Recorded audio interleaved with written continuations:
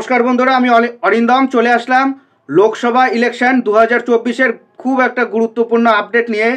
তার আগে একটা কথা বলে দিই, আমাদের চ্যানেল কিন্তু কোনো রাজনৈতিক দলকে সাপোর্ট করে না বা কোনো রাজনৈতিক দলের সঙ্গে নেই।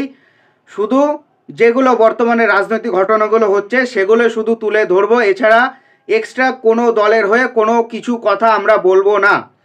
আজকে যে কথাটা নিয়ে আলোচনা করব, এ রাজ্যের বিজেপির নেতা দিলীপ ঘোষ তিনি কিন্তু বলছেন তৃণমূলের যে সমস্ত প্রার্থী আছে এদের মধ্যে আছে ইউসুফ পাঠান আছে, শত্রুঘ্ন সিনহা আছে, আরও দু একজন আছে, এনাদের মার্ক করে বললেন এনারা হলো গিয়ে ব্র্যান্ডেড বাঙালি।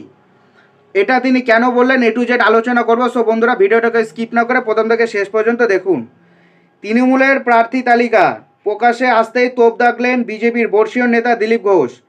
ইতিমধ্যে শাসক দলের প্রার্থী তালিকায় বাঙালি ও বহিরাগত ইস্যুতে ইতিমধ্যে ইউসুফ ও কীর্তি আজাদকে প্রশ্নের কাঠগড়ায় তুলেছেন সুকান্ত মজুমদার। এবার মুখ খুললেন দিলীপ ঘোষ, কটাক্ষ করে বললেন ব্র্যান্ডেড বাঙালি।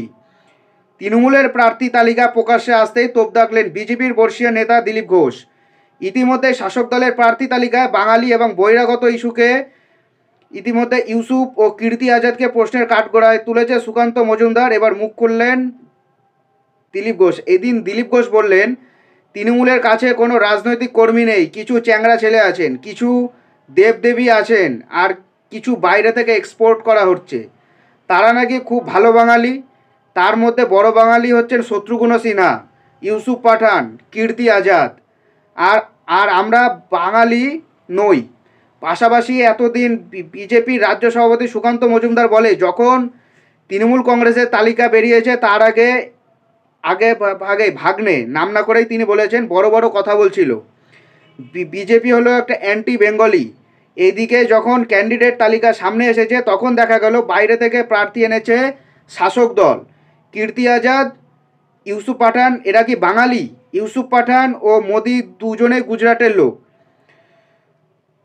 তাহলে এদের ক্ষেত্রে কি করে সেই তকমা প্রযোজ্য নয়? এবার গুজরাটি মুসলিমদের নিয়ে আসলেন, কোনো বাঙালি মিলল না। এবার এটা লজ্জার অ্যান্টি বেঙ্গলি পার্টি আসলে তৃণমূল কংগ্রেস, দাবি করল রাজ্য বিজেপির সভাপতি।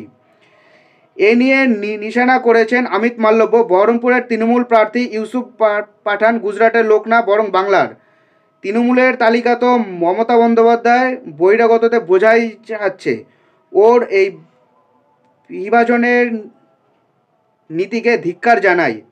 এজন্যই পশ্চিমবাংলা পিছিয়ে থাকে। সোশ্যাল মিডিয়ার পোস্টে পোস্ট করেছেন অমিত মালব্য। এইদিকে অধীর রঞ্জন চৌধুরী বলে, অনেক ভালো হতো ইউসুফ পাঠানকে যথাযথ সম্মান দেওয়া যেত। কিছুদিন আগে বাংলায় রাজ্যসভায় ভোট হয়েছিল, বহিরাগতদের আসন করে দেওয়া হয়েছে। যদিও ইউসুফ পাঠানকে সম্মানিতই করতে হবে, তাহলে ওনাকে রাজ্যসভা সদস্য পদ দিত তৃণমূল। ইউসুফকে নিয়ে নিত সদস্যপদ দিত তৃণমূল। ইউসুফকে নিয়ে মমতা বন্দ্যোপাধ্যায়ের কোনো ভালো চিন্তাভাবনা নেই বলে দাবি করছেন কংগ্রেস নেতা। তোলেন গুজরাটের গাঠবন্ধন সঙ্গে প্রসঙ্গটা উঠান।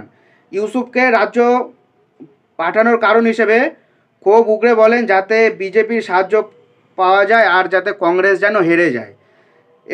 এটা এই দৃষ্টিকোণ থেকে এক একজন এক এক ধরনের মন্তব্য করছে। সো বন্ধুরা, এটাই হলো আজকেকার আপডেট। সো এরকম আপডেট পেতে হলে আমাদের চ্যানেল নিউজার অরিন্দমকে সাবস্ক্রাইব করে আমাদের পাশে থাকুন। দেখা হচ্ছে পরের ভিডিওতে। ভালো থাকবেন সবাই। নমস্কার, জয় হিন্দ, বন্দে মাতরম।